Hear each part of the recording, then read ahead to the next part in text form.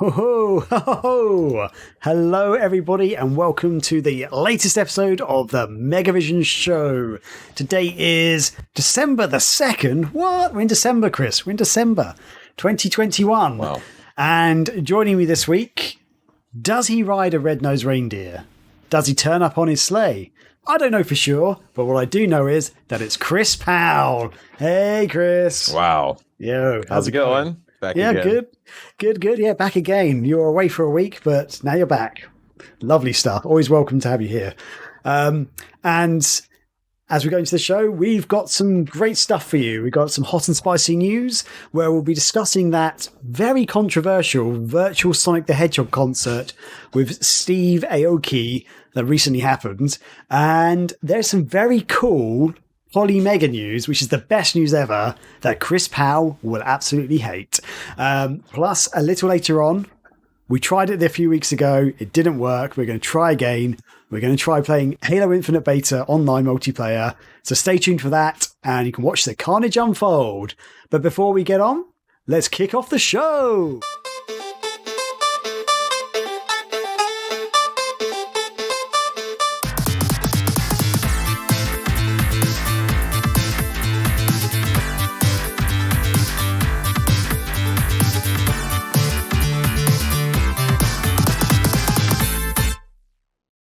Yes, welcome back, everybody. And before we get into the show, let's just do our normal thing. We're going to talk about what we've been up to this week. So, Chris Powell, buddy, what's been going on? You weren't here last week. Where were you?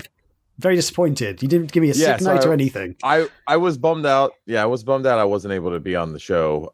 But it was for good reason because my wife had a couple of her siblings and their families come to town and stay with us for over Thanksgiving holiday. So I think in total we had about 16 people in the house, maybe a few more. So yeah, it was a packed house, and it definitely tested our septic system. So this is weird, Graham. Like this new house, I'm still trying to get used to this house. And we've been having all sorts of, various issues pop up that I've never had to deal with before. This house that we live in was built in like 1737. Wow. And so it's even older than the house that I lived in before. Even older than America, some might say. Right. I mean, it's certainly some of the oldest houses that we have in New Jersey. I mean, or in this area. I mean, early 1700s. It's pretty old, right? Yeah. So anyway, there's just a lot of weird little things that I'm trying to still learn and get used to with the house. But I've been having problems with our boiler. I've been having problems with our septic off and on, or our septic alarm, and it's just lots of weird little things. But anyway, so yeah, I just knew that I was not going to be able to fit it all in, and also be able to do the show. So I appreciate Scotty coming on the show and talking about some of that Ghostbusters stuff. I still haven't seen that yet, and I really want to. But I did watch something that I do want to talk about. 8-Bit Christmas, Graham. Oh, you've not heard about this until I think I brought it up to you a little earlier, right? That is correct, sir. So it just came out, and it's basically it stars Neil Patrick Harris. You're familiar with him? Of course, yes. How I Met Your Mother, big fan, right. And I know of him from Doogie Howser and Harold and Kumar. There we go. Those are my references to him. There's also David Cross as Steve Zahn and a few others. It just released like this past week, but the basic gist is it revolves around Neil Patrick Harris, and he's coming home from Christmas, and he's talking to his daughter about the story of how he got the NES on Christmas, like back in the late 80s. Okay. And you got to go, buddy. I'm on the podcast. Okay, come on. And oh no. And so so it's kind of unfolding, and that's basically like kind of the crux of it. And there's the way it unfolds from a story standpoint, though, is a lot like the Christmas Story. Okay. Where that's the basic story, right? How it's like he's trying to get this, Red Ryder gun, and that's the prize at the end. But a lot of the story is told in a similar way with how they did the Princess Bride. Oh, I don't know if you remember that one, Graham. The Princess Bride is pretty much one of my favorite movies of all time. So yes, sir, I remember. Good. I'm glad you're in the camp who likes it, because it seems like it's either you hate or love the Princess Bride. There's only two people in this world, Chris. Those that love the Princess Bride and people who are wrong. So there we go. That I've said it. Stamp of approval. There you go. Did you want? We've got a trailer for this. Did you want me to bring it up now, or should we wait? Well, I mean, there's no point in waiting if we're not. I don't know. Okay. Wait. Well, I don't know. You may want to talk a bit more about it. I thought you were playing it while I was talking. Well, I didn't know when to kick it off. Do we want audio, or should I have no audio? No audio. No. No audio. Oh, so, how we know it's going to happen? I don't understand. Here we go. Here's the trailer. So no, it's this movie was okay. I will say it was. Odin really enjoyed it. I will say that he really liked it, and it's Chris. Chris is frozen, so let's just enjoy the trailer. Oh, Chris is back. Okay, he's back. Okay, good. Back. No, now I'm still here watching the thing. So okay. But overall, I thought it was okay. It was fine, but I thought I went into this thinking it was going to be a lot better than it was. I was a little let down. Okay. It felt like one of these like cheap Netflix movies that just they crap out all the time now. And that's not to take anything really away from it. I was expecting a little bit more is all. Okay. But Odin thought the kids were really funny. And I asked him, it was funny. I asked him what his rating was, and I think he said 5 out of 10. And then he was like, wait a second. I forgot that the dad from what was it? From some movie, it was Steve Zahn. He's like, I forgot the dad from this movie was in it, so I'll give it a 7 out of 10. So that's how Odin rated it. Wow. So I guess Odin is also a big Steve Zahn fan, apparently. Oh yeah, I know Steve Zahn actually. Yeah, I just worked out who he was talking about. I just saw him pop up in the trailer. Yeah, he's cool, but yeah, he'll learn that boosting up a movie rating in your mind just because one person's in it's not so good. But I bet you would do that with Jackie Chan. Oh no, absolutely. Yeah, every Jackie Chan movie is gold. So just calm down there. Spoiler alert. No, I mean not all his movies are that good. Yeah, I mean some of the kids are actually there's some pretty funny. Acting with the kids are pretty good together and stuff. So there's some good bits here. I don't want to like crap on it or anything like that. I just was expecting a little bit more. Okay, yeah. But it's fine. If you want a good holiday movie to watch, if you want a good holiday movie to watch, a new one, I guess, you can find worse ones out there, I suppose. Sweet. So I know it's not a glowing thing, but yeah, it was okay. It's just when I first saw it, I got really excited because the trailer looks great. And I was like, man, a lot of what he says and the Neil Patrick Harris talking to his daughter, it described a lot of like how my Christmas experience was with the NES when I opened it up in the late 80s. So I was like, man, this is cool. I'm gonna kind of connect with it. And it just didn't hit with me. But Odin really liked it. So okay, that's fine. Fair enough. Yeah. I also want to talk about a quick game that just came out. It's called Clockwork Aquariogram. Ooh. And this one, I want you to play the video before I start talking. Anyway. Okay, here we go. Just so you know, it's coming up. Here we go. There we go. All right. And so what we're watching here is Hatted Gamer's stream that he did, I think, yesterday on the Megavisions Twitch channel, which is twitch.tv/Megavisions. But yeah, he played through the game and reviewed it. This game came out on November 30th. It's cost $20 and it's released on the Nintendo Switch and the PlayStation 4. Now, this game has a really cool history behind it. It was developed originally by West Stonebit, who has has developed a lot of legendary games over the years. Published by NN Games and Strictly Limited Games. So were you familiar with Clockwork Aquario before, Graham? I didn't know about the history. I didn't realize like it was going to be a like its original history and stuff. So I heard about it more recently, and I do own it now on my Switch, but I didn't get it until I read the review on the site. So I don't know too much about it, and I haven't played it yet. So yeah. Yeah, so just a little bit about the game. It was developed in like the early 90s, around 1992. It was going to be released on the Sega System 18 arcade hardware.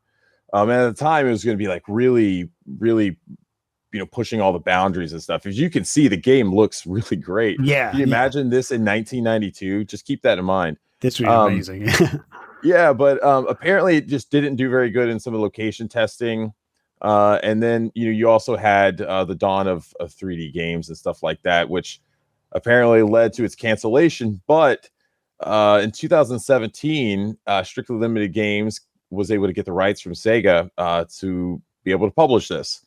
And what's really cool about this, Graham, I think we have an article on the website that Had a Gamer also wrote. Alex is his actual name, but he wrote because he reviewed this, as you said.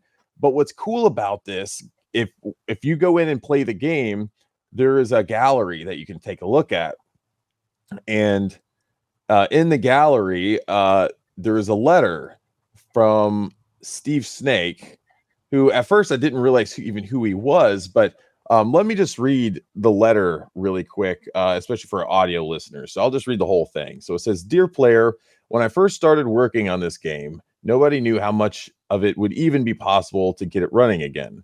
I was determined that if it were possible, I was going to make it happen. What followed was a long, laborious task of hand deciphering binary files produced by many different long-lost applications, writing many new tools to deal with them, and piecing back together what still remained of the game.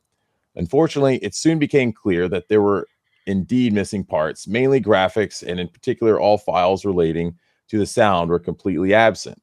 Fortunately, the sound had been recorded for a soundtrack release long ago, so I was able to utilize those recordings in the game. The missing graphics were eventually recreated in the original style. Watching the game slowly come back to life was an incredible and rewarding experience. The feeling that I was looking at something only a handful of people had ever seen is something that's hard to explain. I'm therefore delighted that the whole world now gets to see this previously long-lost gem. Signed, Steve Snake." And I thought that was really cool. Yeah, that's cool. And I was like, man, I know that name. Why is that name familiar? And we started looking it up. And yeah, Steve Snake is apparently one of the original creator of Kega Fusion, the Kega Fusion or the Kega emulator, which has been around since seemingly for a really long time. I know I've used that a lot over the years. But I had no idea that he was even associated at all with this game. And it's really cool to see someone who's been, I guess, a really important figure in the emulation scene for so long, have a hand at bringing this game that I think everyone. I didn't know about this game. I'll be honest. I wasn't very familiar, like you, Graham, about this game until the news came out about this. And then actually, we did have some news when Weststone closed. I think we learned about the game a bit there too. But it's great to see that the game is finally out. It's actually not out in the US yet. It's out it just released yesterday, the day before, in the UK. In Japan. I think it comes out later this week in the US, but I was able to get it because I have a Japanese PS4 account, and so it took a little bit of remembering how to navigate all of that, but I was able to find it after about 5 or 10 minutes, and so I got it. But yeah, man, you have it now. Yep. I'm jealous. Just before the show, I downloaded it on my Switch, so I now have it. Chris has once again, even before the show's begun, convinced me to buy something. So, yeah, I would love to have it on my Switch. This game, it looks so good. I was able to play through it earlier. It definitely, you can tell it is an arcade game. The way it's, just the way it's structured and everything, and so it's a lot of fun. I love the way how their signature design of especially their enemy characters and how big and colorful they are. It almost just looks like toys like coming to life to me in a lot of ways, and it's so great. I love the pixel art like this. It's just huge and massive. I love it. I'd love to see if this is I know in that letter Steve sort of spoke about how the visual they had like. They tried to recreate the visuals, the long rest graphics based on what was there. But I'm wondering how much of this is actually what the original graphics look like, because the graphics are amazing for what it would have been of its time of like 92. I think it was aimed for at least 93, 94 or something. These are insane. These are really, really good. I can't even imagine this running on that hardware. Like it looks like a Saturn game to me. Like yeah. Man, I think this is probably what we could have. This would have been amazing. Could you imagine if Sega just kept honing in and just focused on creating amazing 2D pixel art based games, like going into the Saturn era and not doing any of the 3D stuff? That would have been crazy. Yeah, we could have got the most amazing pixel art of all time. Oh yeah. I mean, I know the Saturn was never very good at the 3D side of things, but yeah, for 2D it's amazing. So yeah, if we could have seen stuff like this, that'd be so cool. And this could have easily worked on Saturn, but man, I say that I don't know anything in the technical side. Just visually, it looks like it could have been on Saturn. I'm not familiar. I'm not too familiar with the Sega System 18 arcade, the capabilities and how where it. It was obviously it can't be as it wouldn't be as powerful as the Saturn, I would imagine, because it was released before then. So yeah. Anyway, anything else, so that's Chris? all. No, that's pretty much all I've been doing. What about you? That's all you've been up to, really? Okay, cool. Yeah, what did I have something else on here that I was? I thought you did. No, you don't. Okay, never mind. For some reason, I thought you did. Never mind. Now you made me question. It's like, wait, am I supposed to have more? Is that all you got? Yeah. So I guess what have I been up to this week? I have been working. It's been insane. Like Christmas period, sort of this November, December, basically anything from about August to the end of the year for me is just really busy. After Black Friday and stuff, like there's more promotions and stuff I have to do at work, and it's just a bit of an insane time. And other than working, it's actually been quite insane at work. People are dropping like flies at the moment. So like on my team in particular, like there's been a really bad string of luck. I'm not going to go into all the details because some of it's a bit personal, but one guy, one of his family members is in hospital. Another guy got COVID and he didn't realize it until just today, I think it was. He'd been feeling very under the weather working from home. I think he did test himself early on, was negative. He tested himself this morning. He's like, yeah, I've got a positive response. So I need to make sure like he's taking another proper test or something. Another person on my team, she's been. I think she had some illness in her family, nothing too serious, but kids at home. Mm-hmm. And then one of the kids was walking from home and got hit by a car. What? Yeah, I know. And apparently he's okay. Like I was not ready for that. Yeah, it's just like he was walking across the crossing, and apparently the light was green for him to walk, and it started to change just as he got to the other side, and this driver just went straight through and just hit him and drove off. But the good thing is it was right on the school run home. So like there's loads of witnesses and stuff. And apparently the driver had like a school badge on the side of the car or something. And so they know what school the person's from. So they're going to get him. Yeah. But yeah, apparently he was okay. He was like kind of a bit bruised up and stuff. But the next day he was actually feeling really bad. So they had to take him to hospital and stuff. So yeah. Wait, so they didn't take him to the hospital? Well, apparently, I think wait. No, okay, they did take him to hospital. They took him to the hospital because I think an ambulance arrived. Because my friend, she wasn't there because he's in the secondary school, so he actually walks from home and stuff. But yeah, she got called out and had to go and go to the scene and stuff. He got taken to hospital. They checked him over and he seemed okay. Maybe they sort of said he could have a concussion, a bit banged up and bruised, but generally he's fine. Apparently, the next day he actually started to feel really bad, so I had to take him back to hospital and be like, yeah, something's not right here. But I think he's okay. I think it's just, just a bit battered. No, Jeez, no. I hope so. Poor kid. Yeah. It's just like what? I mean, it's hard enough just go to school all day, and then you're walking home and you get hit by a car. Jeez, that's man, the worst. That sucks. Yeah. So hopefully, yeah. I fingers crossed everything's okay. But yeah, my other friend who's got another kid in hospital, just it's everyone's dropping like flies at work, basically.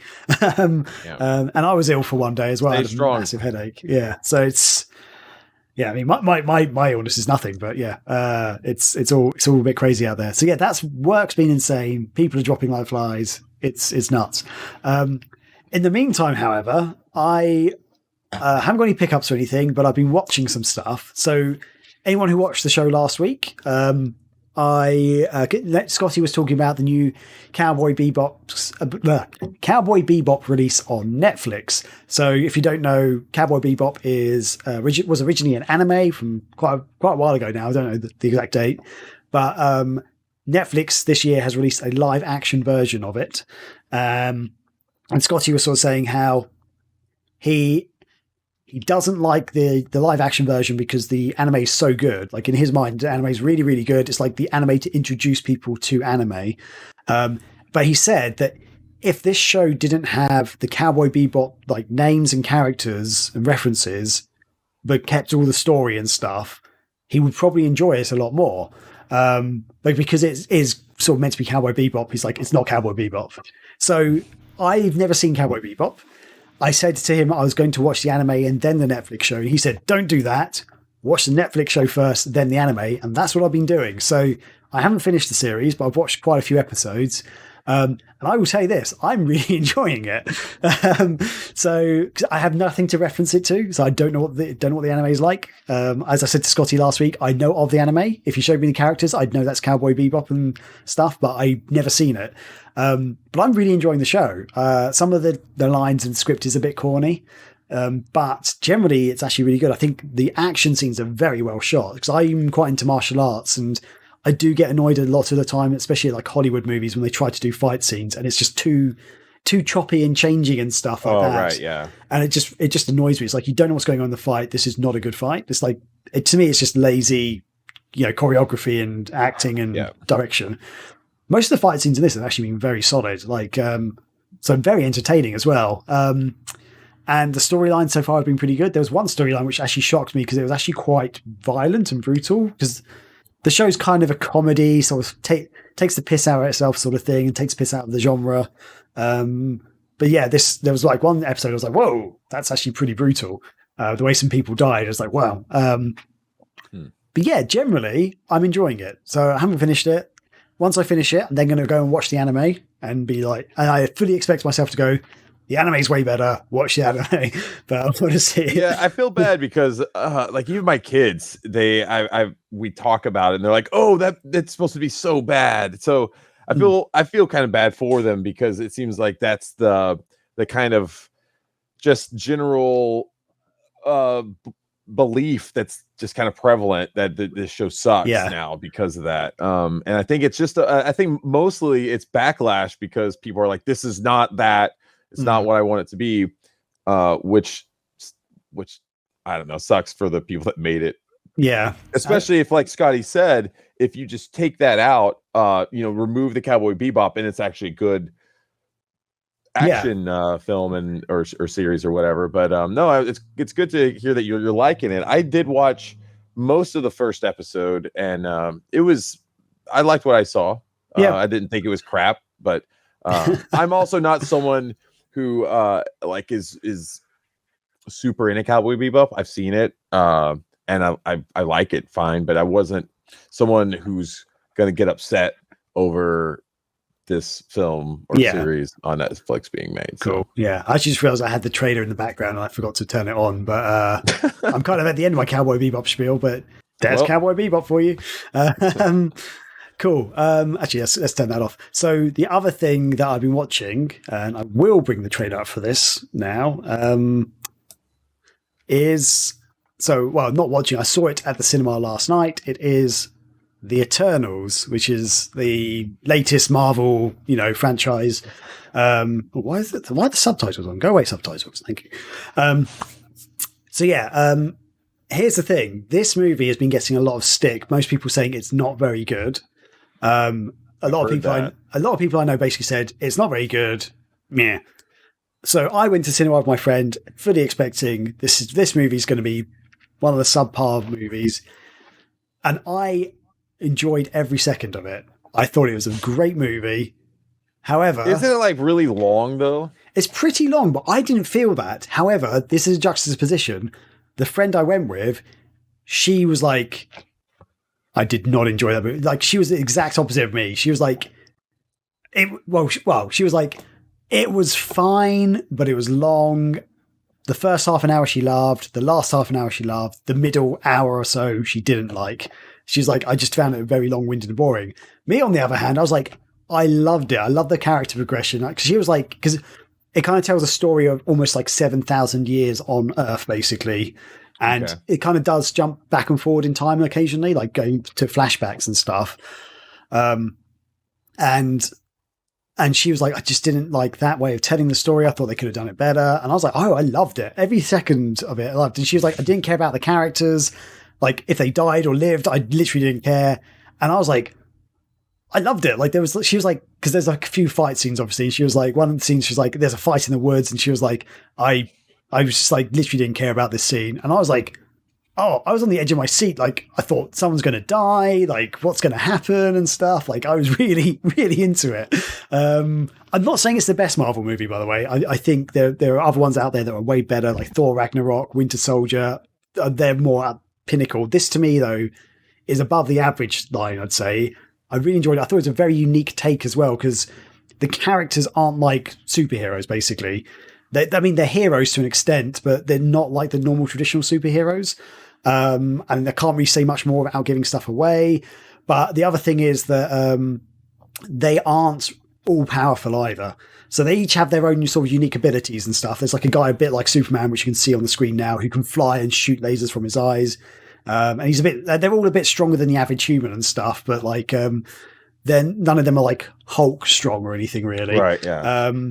There's one guy who's actually really strong. That's his power. He's super strong, basically. But yeah, the thing I liked about it is that they get hurt. They can get hurt. They can be killed and stuff. By like probably not by like the average human or anything, but there's like these aliens that they're kind of trying to defend the Earth from, but they can get killed by them quite easily. So it sort of shows that they are vulnerable, and that's what I like. So the thing, I've often said this on the podcast before, I think like some of the characters like Thor and Hulk, it's almost like anytime they're in a scene or a fight, they're fine. They're going to win. They're not going to die. Hulk basically can't be killed. Thor's almost invincible as well. Well, you also don't go into any of those movies. You know that none of those characters are going to die. Well, they're not going to die. But things like, like Captain America, for example, he gets wounded and stuff. You see him get beaten the shit out of, and like in the first Avengers movie, there's a bit like where you can see he's just tired. He's like being beaten up. He gets blown out the window of that bank or whatever he's in. Like there's a bomb goes off and he sort of uses his shield to protect himself. But he lands on a car and he sort of gets up and he's just like, it's all beaten up. He's like, I can't go on. So you can sort of see in his eyes and stuff, like he's just defeated. He's worn out and he's, injured. And like Spider-Man as well can get injured and stuff. Like you see in like Spider-Man 2, like he gets really tired out and like beaten up and stuff. So yeah, some superheroes, they're strong and they're powerful, but they are flawed and they can be defeated. And that's what I like. This is what these guys were like. They're like this cool group of people. And I thought the acting, they've got an A-list cast of people in this as well, which doesn't necessarily sell a movie, but I thought they were all really good. And it wasn't a case that the most well-known people were the main people. They were more side people in this, but they were really good characters. And yeah, I all I can say is give the Eternals a chance, because I thought it was very good. I thought it was different to the other Marvel movies. Like it's not my favorite, but it's a different way of telling a story, and there's more I guess morality like stuff within it and stuff, rather than being like the good guys are purely good. There's more stuff in this which kind of made you think, oh, are they doing the right thing? And there is, however, a couple of twists in it. And one of the twists I saw near the beginning, like someone said something, and I was like, X is going to happen. Like, I don't want to ruin anything, but there's someone said one line. I was like, fucking hell. And then like later in the movie, it happened. I was like, I knew it. I bloody knew it. But yeah. So yeah, I'm just going to say Eternals, better than what people have been saying. There we go.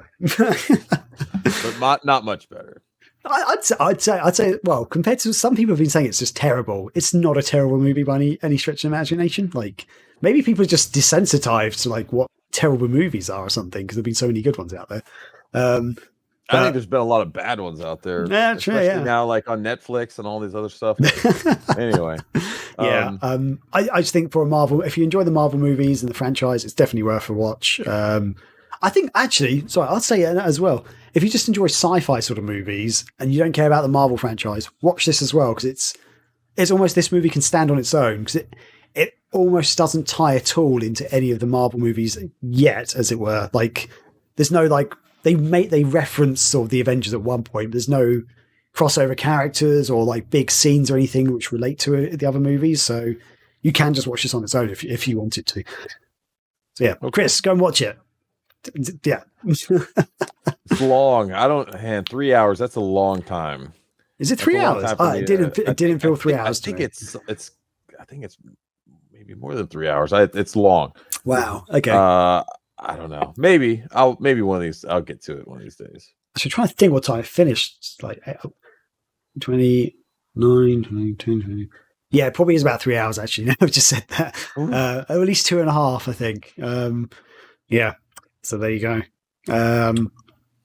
Cool. With that, Chris, shall we move into, I guess, one of the main bits of the show? You up for that? The news of the week? Let's go into the news of the week. Let's do it. Yeah. Cool. I'm not going to do an intro for this one, so let's just crack on. Okay. Actually, well, no, we're going to do the releases first, and then we can do the news of the week. Yes. Yeah. Let's do the releases first. We're going to do the releases first. So, Chris, buddy, I'm going to let you take this away. All right. So on the PlayStation 4, there are 10 releases, and the highlights of this, we have Arcade Archives, which these are always like really cool little releases. They're not meant to be big games, but they're really cheap, $7.99. This week's release is Phozon, and this is an arcade game that was released by Namco in Japan, and it's based on the science. It's basically chemistry, and it was one of the first games from the company that was basically exclusive to Japan back in the 80s. So this is one of the first times, I guess, that Phozon's been available outside of Japan, I guess through official means as a port. So that's pretty cool there. There's also Deer Simulator, which I played this last week on Xbox because or earlier in the week, because it's on Game Pass. And this is a crazy game where you basically try to save a deer. The game starts out with a cutscene, and it's really funny, where you're walking and you see this deer about to get hit by a car. You run out and jump and push the deer out of the way, but then you get hit and you die, and you get resurrected, I guess, as a deer in this city. It's crazy. The deer can elongate his head and to like reach things, and then you could like transform your horns into guns at some point. Oh wow! It's one of these like crazy kind of sandbox games, but so it's a bit like Goat Simulator in a way. Yeah, it's a lot like those type of games. Yeah. So you kind of get it there, but it looks just wild and crazy. I played it a little bit, like I said, but it's out on PlayStation 4 now. So ooh, very good, very good. And is it called Deer Simulator or Deer Simulator? Because that's what I've got written down here.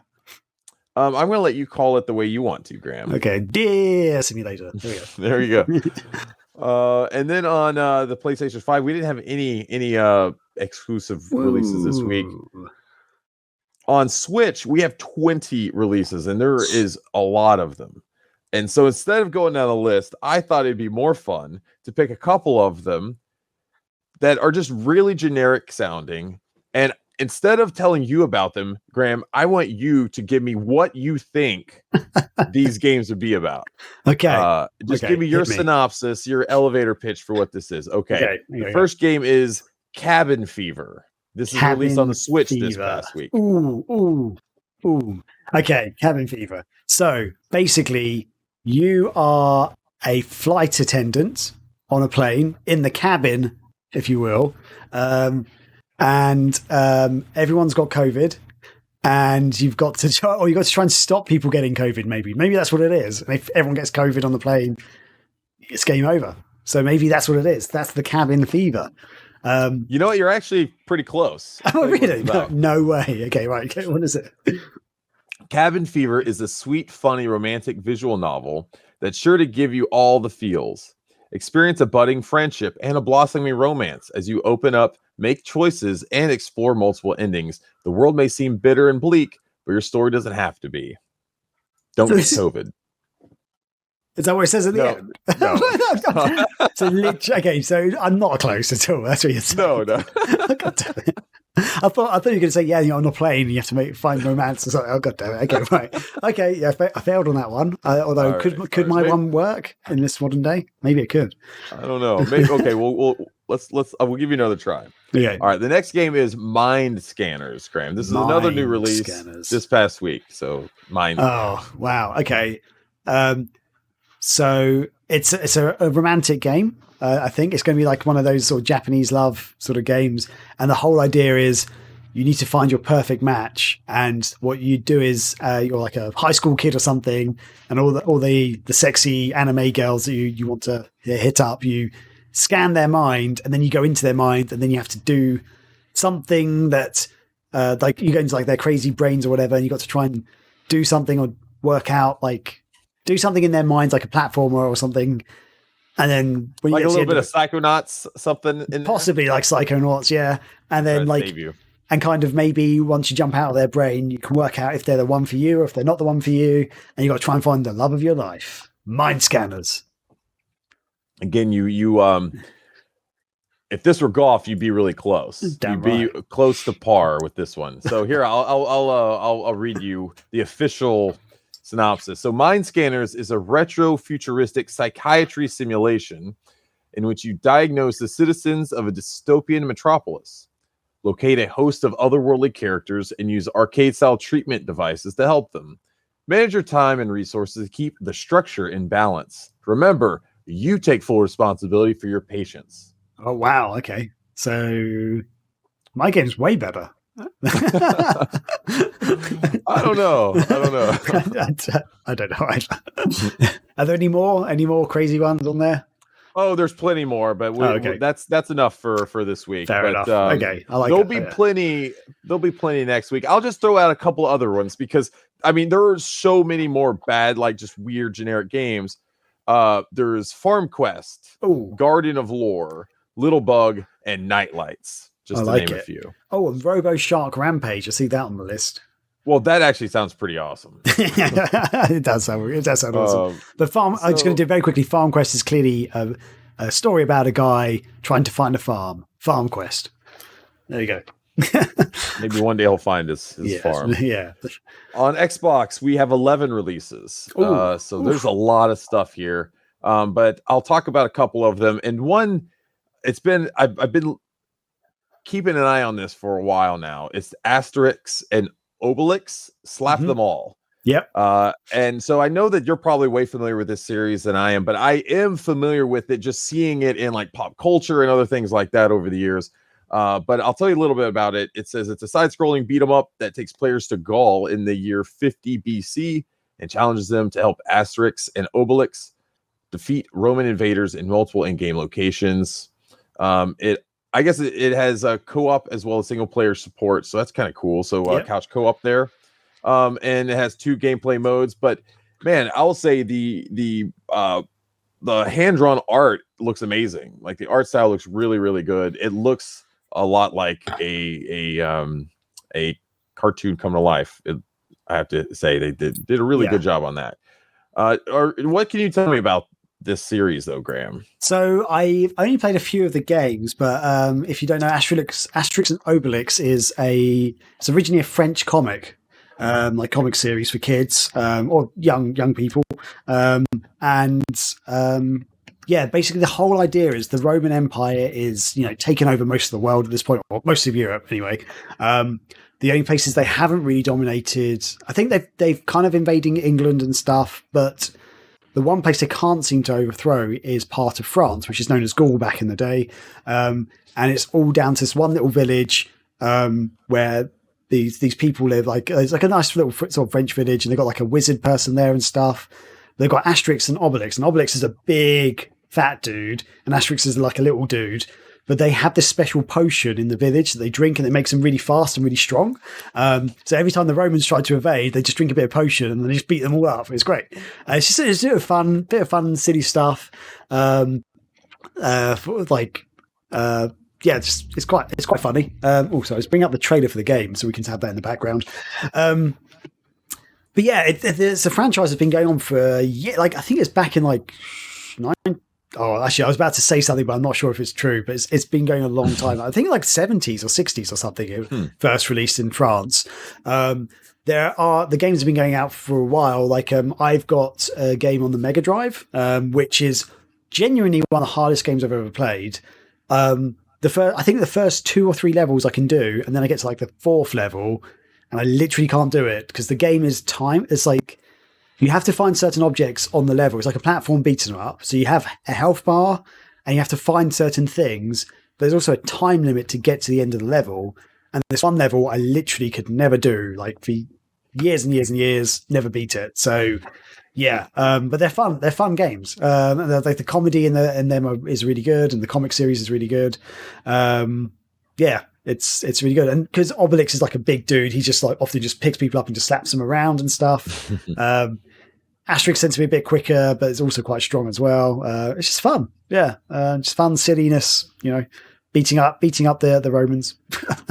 Yeah, I love little beat 'em ups like this. These are some of my favorite types of games. It's really fun. It's something that I could probably sit down and play with Odin. Yeah. So I'm definitely going to pick this up. It's awesome. It's like I said, but man, there's a physical version. Ooh. So I'm going to have to see if I can maybe get in on that. I don't know. Nice. We'll see. Sounds good. And then I just realized I forgot to put the PC releases on here. So I think these are last week's releases. So no. Okay. It's fine. There was nothing important on PC anyway. Yeah. Okay. I'll probably get people yelling at me about that one. There's plenty of good PC stuff out there. There's probably a lot, isn't there? There's going to be like hundreds. So. Probably. There's probably some good stuff there too. Yeah. But there's some even more interesting news to talk about right now because people are really pissed off. Graham, have you heard about? I have. But how mad? Nope. I was going to say before we do that, let's do the intro. Yeah.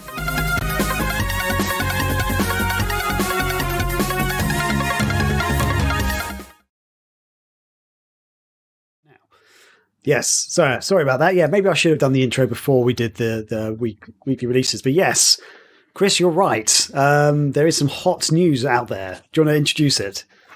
I don't know how hot it is, it's but hot. People are apparently really not really mad, but medium mad, maybe lukewarm mad, not hot mad. But anyway, Steve Aoki's concert, his birthday concert in I don't know what it was. It was like in recognition of Sonic's 30th anniversary. I have no idea what was going on there, but yeah, people were not happy with that. Did you get a chance to watch it, Graham? I did. Shall I bring up the videos? I have to have that playing in the background. Sure. Yeah. Yeah. I'll turn the audio off for now. Yeah, because the audio will get us copyright strike. Oh yeah. Maybe we could turn it on for like 5 seconds at one point, but yeah. I don't know if anyone cares to listen to it. They know where to go. Go to YouTube. Okay, yeah. You know where to go. It's on the Sonic. It's on the official Sonic the Hedgehog YouTube channel and probably the Sega one as well. But yeah, it's Chris. Carry on. Sorry. Yeah. So basically, this has been hyped up for a little bit, and so people were really expecting some cool collaborations, maybe some new Sonic tunes and things like that. But apparently, what they got was like mostly all of his music and just like 1 or 2 songs. I know that people were really upset about it, but Graham, you watched the whole thing, so I'll throw it your way. Like, tell me more about it and tell me what you thought of this whole so thing. Yeah, if you don't know what it is, Sega partnered with Steve Aoki, who's a top DJ in the world, and they did a virtual concert, and the whole idea is, he's like playing on like a green screen, I guess, and they've got like a Sonic the Hedgehog themed arena around him, like Green Hill Zone, and I think a couple of other zones sort of pop up along the way. And the whole idea is you can sort of move your camera around. If you're on a phone, you can look around with your phone and stuff. Although you can only view left and right and up and down. Basically, if you look behind you, it turns to a Steve Aoki black screen, basically. But yeah, and basically he's DJing on like a big virtual DJ deck thing, and you see Sonic and some of the other characters like popping up, dancing around. There's Sonic over there, just dancing to the side. And yeah, Steve Aoki is basically like going 1, 2, 3, and like sort of like the beats dropping and stuff. And it's very hardcore dance music, pretty much. Not Sonic the Hedgehog music though. There's one track I think which ties in with Sonic the Hedgehog, and the rest, no, they're just his music. And if you're a fan of him, awesome.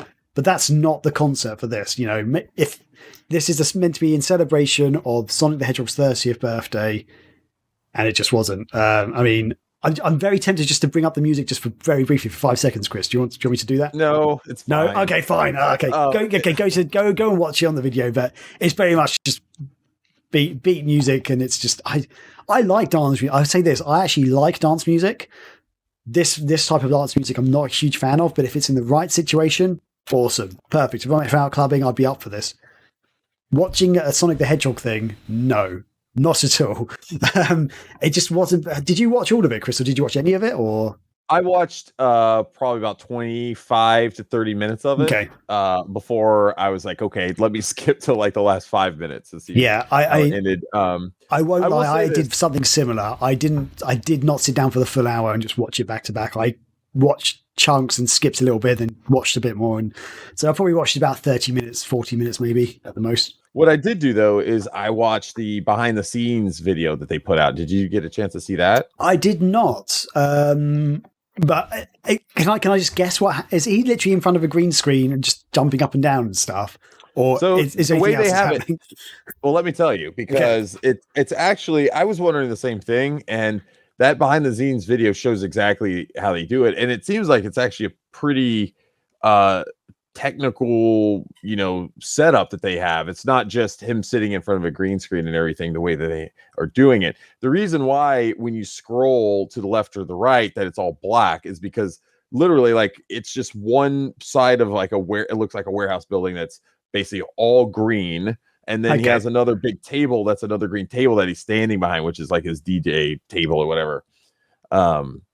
And I think from that standpoint, it was really cool. And I hope Sega continues to do something with this set, because there's something there. Like that could totally be really cool. Could you imagine if they did some sort of like, like maybe for future Sonic panels or something like that, they could have this as a set that people could watch or something. Like that is really cool. So I hope that this is not just like a one-off thing and they're done with this, because it would be really neat. And it would be sad that all of this cool stuff got, not, I don't want to say wasted, but was only used for this one, I guess concert, if you want to call it that. But I mean, I thought his music was fine. Like you said, if you were at a club or whatever, which I would never be in, but it was okay.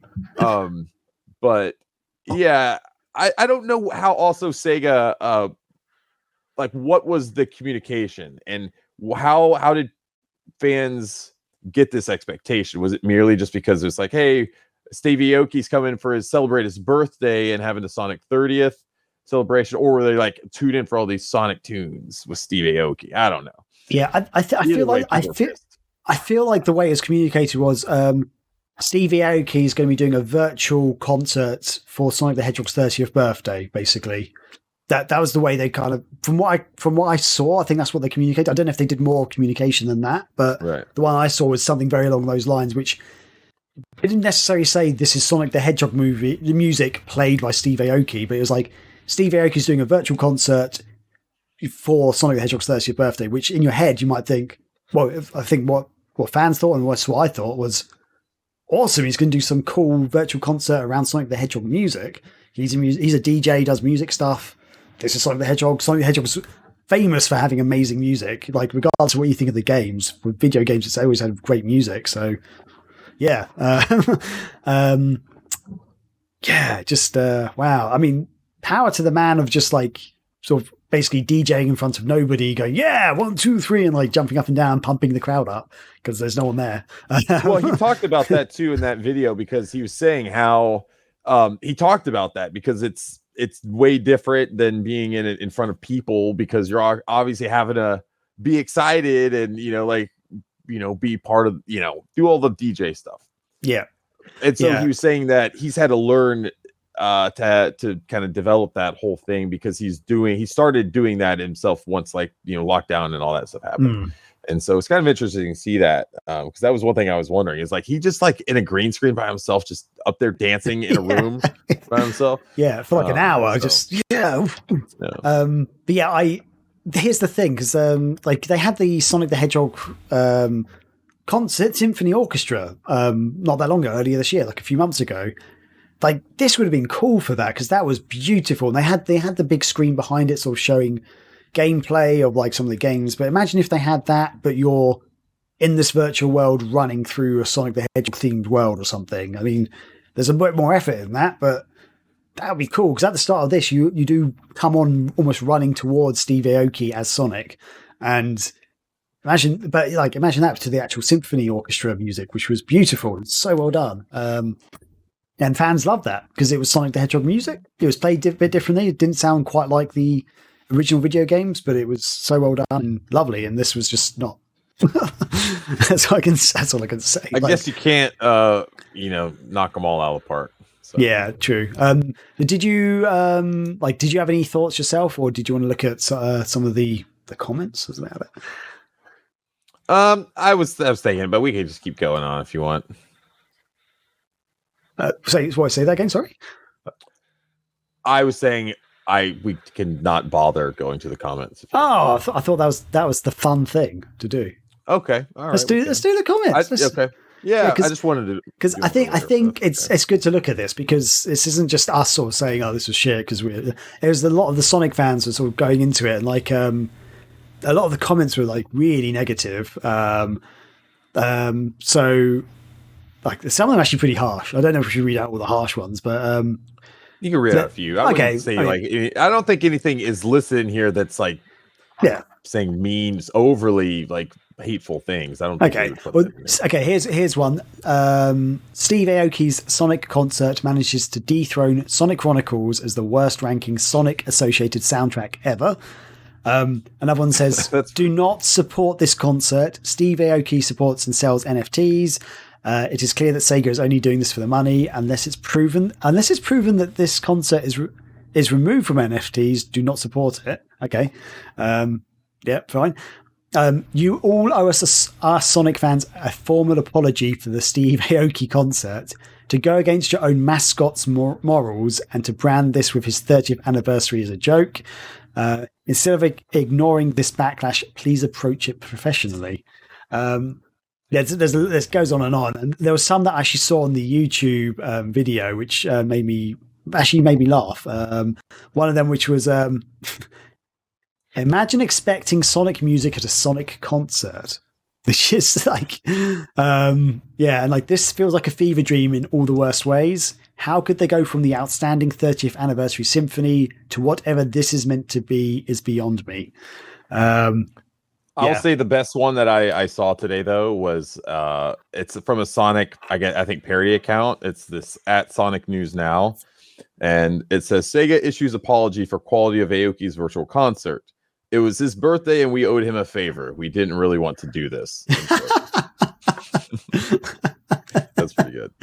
So just one more.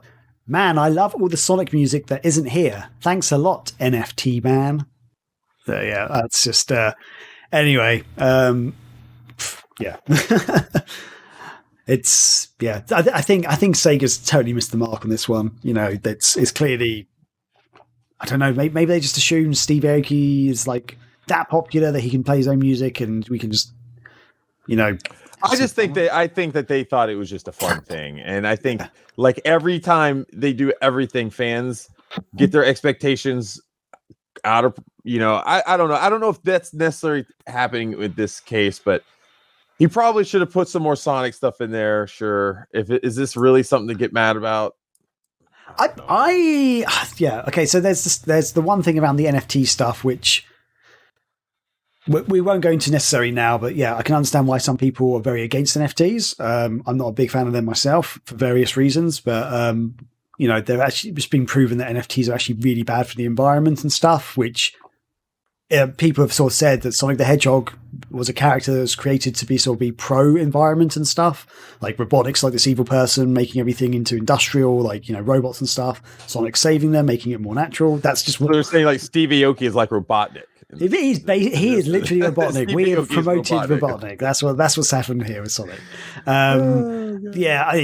There's other stuff around NFTs as well, which is why they're quite controversial. But there's that side of things. But then there's also the side of, there's the expectations, but I think the expectations are valid in this point. Don't you agree with that? Or do you think people have just blown this out of proportion, Chris? Well, like I said, though, it's like it's hard for me to comment on that because I would need to go back and look at how Sega communicated it without knowing. I wish I had that in front of me, but without knowing that, it's hard for me to say because I don't want to criticize them if they didn't communicate or make it seem like it was going to be an hour-long video of Steve Aoki playing Sonic tunes, celebrating his birthday in conjunction with Sonic's 30th anniversary. I don't know how that was, but if they did, then yeah. Okay, here's just one of the tweets they put out. This is from the Sonic the Hedgehog official account. It says, next week, at Steve Aoki will be jumping into Sonic's world for a musical performance unlike anything you've seen before. See you then. And it's got like a... they didn't lie. Well, I mean, they didn't lie. That's true. But I still feel like saying Steve Aoki's jumping into Sonic worlds, you kind of get the impression that he will be giving a performance sort of more related to Sonic. He's going to give a musical performance unlike anything you've seen before. He gave a musical performance. He jumped in Sonic's universe, and it was unlike anything we saw before. I mean... Yeah. It's technically they haven't lied, but yeah, I think it's easy to understand. Okay, I can't really find any other. I will say this: I've been on the other side of this, where you put out as you're working marketing and doing press releases, stuff like this. You put out messaging or whatever, and fans will take whatever, or your readers, your followers, your haters are just going to spin whatever it is, and they're just going to get mad about it. I don't know, man. If that right there, if that's what they put out, I would say there's no reason why people should be getting upset over this. There's no reason. Okay, here's the thing: if they were trying to sue Sega, they wouldn't stand a chance, because what they put out there is literally what happened. But I do believe there's a legitimate reason why people would be annoyed about something. As I say, Sonic the Hedgehog is grounded in a lot of its music. They've had concerts in the past which have been amazing, all about Sonic the Hedgehog music. So it's not a massive stretch for fans to think this DJ is going to be playing Sonic the Hedgehog music, basically. Like, even if he did like a few of his own. It didn't say that. You are correct, but I still think it's not a big leap to imagine that people would think, oh, it's going to be Sonic the Hedgehog music. It's a Sonic the Hedgehog like virtual concert. Why wouldn't they play something? It's almost like, why wouldn't they play Sonic the Hedgehog music? That's the question there. Like, he did play. He played one, and I think it was even like a proper one. He like mixed it in with his, and it wasn't very obvious. I think he said he remixed it, but he also said if you watch that, if you watch the behind the scenes thing, he says he remixed that because that was his favorite track from, I guess, the original Sonic game that he played, and Sonic 1 was his like favorite, Sonic game growing up. And so that was the reason why I played it. I'm not sitting here trying to defend him. I've never, ever heard of this person before. And this is the first time I've seen the guy. So I have no idea who he is. If he's in NFTs, fine, you can criticize him for that. That's a whole separate thing. And if you want to criticize Sega for being involved with NFTs or marketing and being involved with someone who's involved with NFTs, then that's another thing as well. But I think if you're talking about, did Sega miscommunicate and set up fans' expectations for the show, and now fans are all pissed off and they're right in being upset, I disagree with that. Okay, fair enough. Well, we'll put that out to our audience. Let us know what you think. do you think people are right to be pissed off about this, or is it just all you Sonic fans are wrong? Steve Aoki fans unite! That's Come it, Chris. On. I want you to start the fan club next week. You better have the Steve Aoki nerds going up. That's what you need to have. I'm gonna create like a Steve Chan or something, or some sort of Sonic combination that will really piss people off. Try and figure out how I can do that. Oh wow. Okay. Well, let's move on then. Let's move on from that because that happened though. That was a thing that happened this week. In other news, this is the big news. This is the biggest news of the week. Let's just get it out there. So this is amazing. This is massive. I think this is going to change the world of gaming, and it's the one thing that Chris Powell doesn't want. That's right, the Polymega, the awesome gaming system that no one can get hold of pretty much, other than people who get hold of PS5s and Xboxes. Anyway, the Polymega, which is, if you don't know about it, it's a system that can basically emulate most old retro gaming systems. So like Mega Drive, Sega Saturn. It's the only sort of console that can actually do that. PlayStation, other things, it can do lots of stuff. They're releasing an N64 module so that you can then play N64 games on the Polymega. What? Yes, I'm so excited for this. Chris, what is your reaction, buddy? I know you're going to think I'm going to crap on this. And if it were any other Nintendo 64 related thing, I would probably crap on it.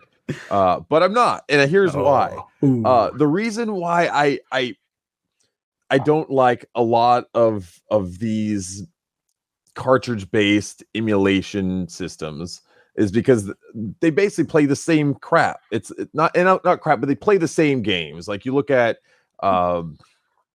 all the stuff from At Games, which I know that is a whole separate quality thing, but I've got so many different things from the Retro Freak to the Mega SG, and so many others, and they all play the same stuff. So all the modules for the Polymega, I've not been the cartridge modules. I don't care about those. I've not bought one of them at all. Okay, none of them. I bought the Polymega and I bought the base unit, and I bought the base unit for one specific reason, and that's because it can play optical games. I can play my CD-based games in there. No other system, commercial system, and I know people are out there going to start talking about misters and other things. I get that, and those are cool, and I'll probably jump into that stuff eventually. But what I want now is something easy, plug and play. I can put it in my entertainment center, and I can plug it in, and it plays my old games very easily. So that's what the Polymega does.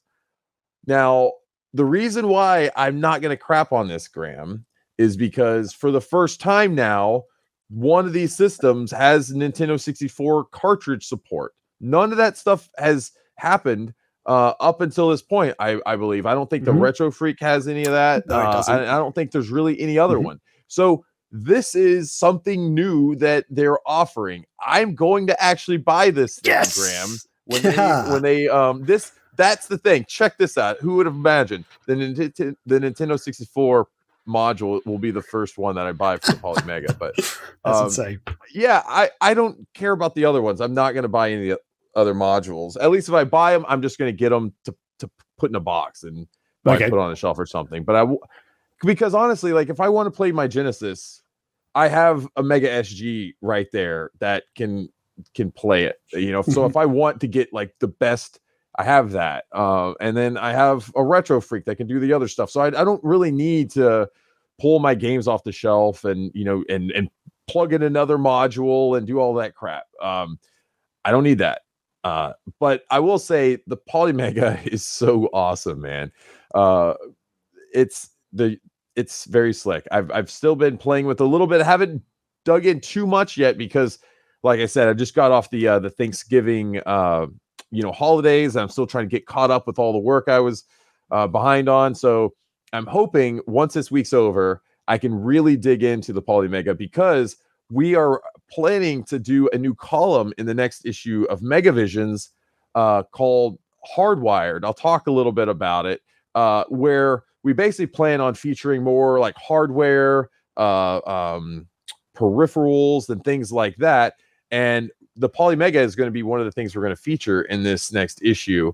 and I'm really excited about it to just be able to dig in. I will say I've loaded up a few Sega CD games and Saturn games, and it's so smooth, the process. You literally just put it in, it takes a few seconds to load, and it has a database that is so extensive, and it brings up all the information about the game and screens, all of it. It's great. How is the Saturn? Because I think that this is the big thing for some fans like me. The Sega Saturn is very hard to emulate. There are some emulations on PC which do work. I've played with some of them, but very rarely do they be able to play all games and stuff. So, like, how has the emulation been for this? Is it actually good? Is it smooth? Does it feel like you're playing on an emulator? Or does it feel like playing on the Saturn? It definitely doesn't feel like you're playing on an emulator. It feels smooth and it feels good.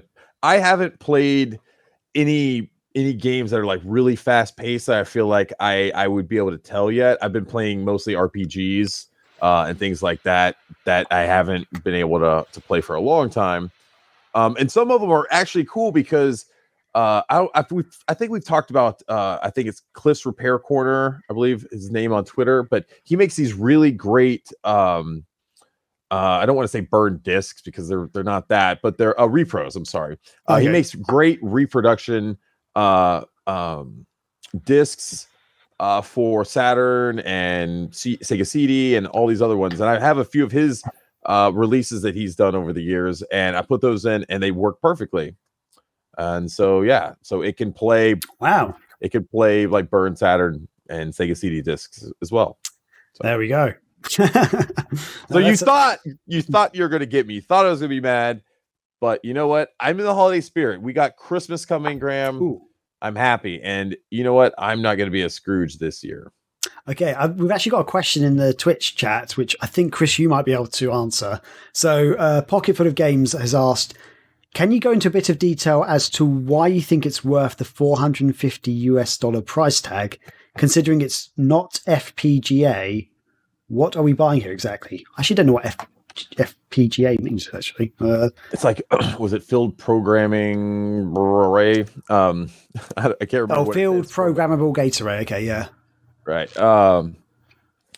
So that's, I can't just rattle off the definition for what that is offhand. I'm too stupid for that. But that was, so they were, I think, originally touting that it was going to be FPGA. So that is what Graham is essentially what could create what most would consider would be the a very accurate emulation for these games. And it would probably create something that would be the most compatible and have the best compatibility if you're going to build something like that. The problem is it's building FPGA cores is very time consuming and expensive from what I understand, and hard to do. And so what they ended up doing is they started saying something that there was going to be like hybrid emulation is what they called it. Like they were going to create part of the game or something was going to be emulated. And at this point, I think it's all emulation, but they went and actually we talked about was it Steve Snake earlier? From what I understand, that they worked with him and he created a custom Kega emulation or emulator for the Polymega. And so it does have a custom build for that. And it's going to have some, I guess, I'm not someone who can tell you like how great the emulation is. I can't jump into that stuff. I don't know that stuff, but I can say just from playing it and as someone who's experienced it, I think it's a very quality system. I interviewed Brian Bernthal at E3, was it like 2017 or 2018? And I played it there. I played it way before the Polymega was ever released, and I was very impressed with it back then. I think that it was originally called the Retro Blocks, I believe. That is, I will admit, was it $450? What's the price on this again? So yeah, I think the base unit is about $450 American dollars. Yeah, damn. I mean, that is expensive. I thought I bought it for like $300 when it was originally. Yeah, I think they did have a discount at one point, and then the modules on top are an extra cost, but the base unit comes with the CD thing. So yeah, I think one thing to highlight as well is that the system can actually, you can download and save your games directly to the system, so you don't have to keep getting your discs out or cartridges out and stuff like that. It's been designed as it's modular. They're going to release other adapters for it, so you can play all sorts of things. Like, for example, right now you got the NES, the SNES, the Genesis, 32X, which is something that's not been done before in these emulation machines. TurboGrafx 16, PC Engine, Mega CD, Sega Saturn, PlayStation 1's on there, isn't it, as well, Chris, I believe? Or is that not there? I'd have to check on that. I'm not Okay. I'm not sure. And it can be updated. I think so. But and the idea is you can be updated as well, can't it? So you can do firmware updates and stuff. So as like, you know, PlayStation or Saturn emulation gets more advanced, they can update the system like that. So yeah, it's actually kind of, I think that's the beauty of it. It's a system that can in theory emulate pretty much all the old retro machines, which has not been really happened before. It is expensive. It's very hard to get hold of. I ordered one a while ago and I haven't got it yet. So that's like over a year ago, I think it was. And I don't think this system is going to replace any devices that the ultra hardcore people in the emulation scene and like to use, those type of things. I don't think this is that system, but what I think the system does really well, and I think the potential for this system is to potentially be a very mass market way for people to play retro games on their home TVs, entertainment systems. And you can put it in, you plug it in HDMI, you put in your Wi-Fi, and you can update it that way. It's just it's a pretty well built system, I'll say that. I know that there's some issues. I think some people have been reporting some incompatibility stuff. Okay. So there is an incompatibility list going. But I got a firmware update just a week or two ago. So they're still, even though that they're slowly shipping orders, they're still seemingly, working on the back end of the system itself and coming out with new releases on the firmware. One other question from Pocket Full of Games is, as someone who owns over 11,000 games, do you believe the Polymega will be right for someone like me? Or is it someone who does not have the actual games and can just download them instead?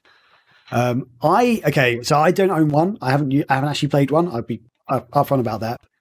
I want to get one because I own a lot of the games. I don't have 11,000 games, but I've got a lot of these games. I want to have a system that I can have one system under my TV and not have to keep, changing wires or, getting lots of controllers out and stuff, because it gets a bit crazy, especially when you've got, the more modern systems as well next to it.